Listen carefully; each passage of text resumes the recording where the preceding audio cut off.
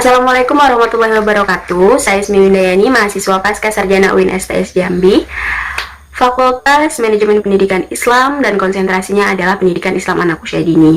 Di sini saya membuat video untuk memenuhi tugas mata kuliah Sejarah Peradaban Islam. Dan kali ini saya akan menceritakan tentang Pondok Pesantren Al-Baqiyatus Shalihat yang ada di Kuala Tungkal. Nah, Pondok Pesantren Al-Baqiyatus Shalihat ini bermula dari pengajian yang diadakan oleh Kiai Haji Muhammad Ali Abdul Wahab di rumahnya.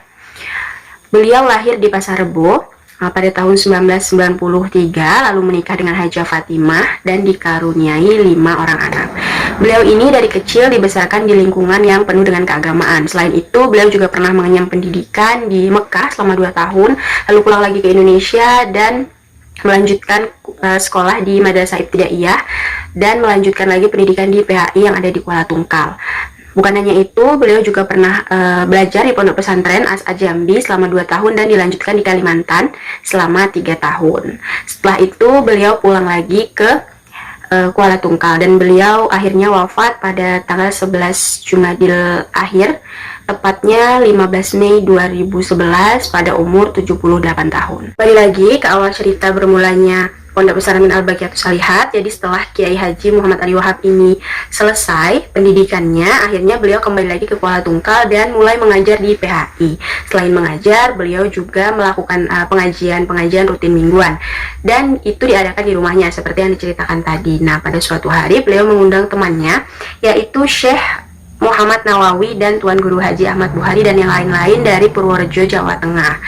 Beliau selalu melakukan perkumpulan atau pengajian setiap minggunya, dan setiap minggunya selalu bertambah jumlah jamaah yang hadir sehingga rumah Kiai Haji Muhammad Ali Wahab ini tidak mampu lagi menampung jamaah yang ada, dan akhirnya mereka pindah tempat ke Masjid Agung Istiqomah yang ada di Kuala Tungkal yang saat itu berada tepat di depan rumahnya. Seperti biasa, pengajian mingguan selalu dilakukan. Selain itu juga ada kegiatan tahunan yang menjadi rutinitas, yaitu Haul Syekh Abdul Qadir Jailani. Namun, setiap perayaan haul atau memperingati Haul Syekh Abdul Qadir Jailani ini, jamaah yang hadir itu selalu bertambah dan bertambah. Bahkan bukan hanya dari luar kota saja, namun juga dari negara tetangga seperti Malaysia dan Singapura juga datang untuk memperingati Haul Syekh Abdul Qadir Jailani. Sehingga Masjid Agung pun juga tidak bisa menampung jamaah yang terlalu banyak. Akhirnya tercetuslah mereka ingin membuat gedung yang pada waktu itu berada di Parit Gompong, Tungkal Harapan.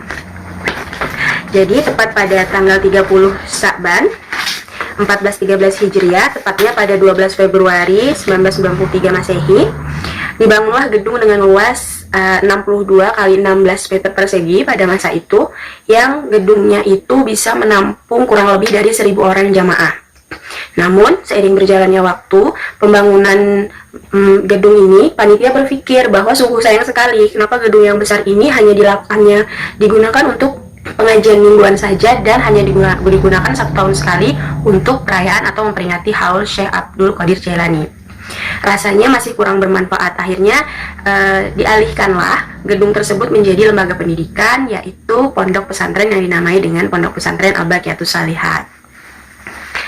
Nah, seiring berjalannya waktu, pondok pesantren ini mulai didukung oleh fasilitas-fasilitas tambahan, mulai dari gedungnya, asrama putra dan putri, lapangan, bahkan sudah ada masjid dan lain sebagainya.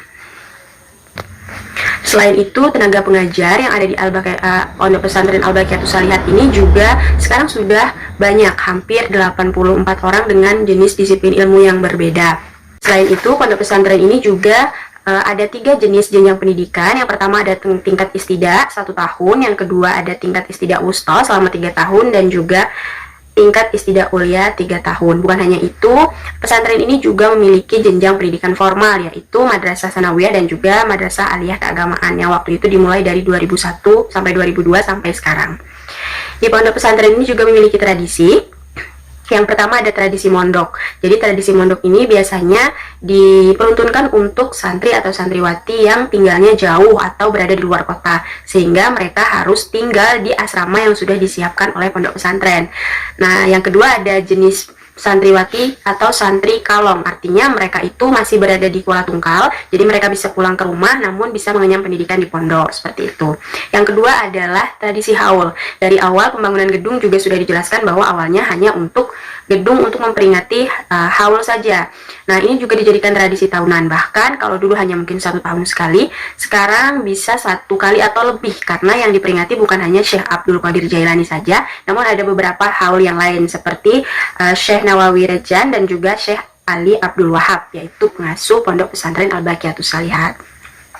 Itu tadi cerita sejarah perkembangan dari Pondok Pesantren Al-Baqiyatus Shalihat. Mohon maaf apabila terdapat kekurangan, mungkin kurang referensinya atau bagaimana.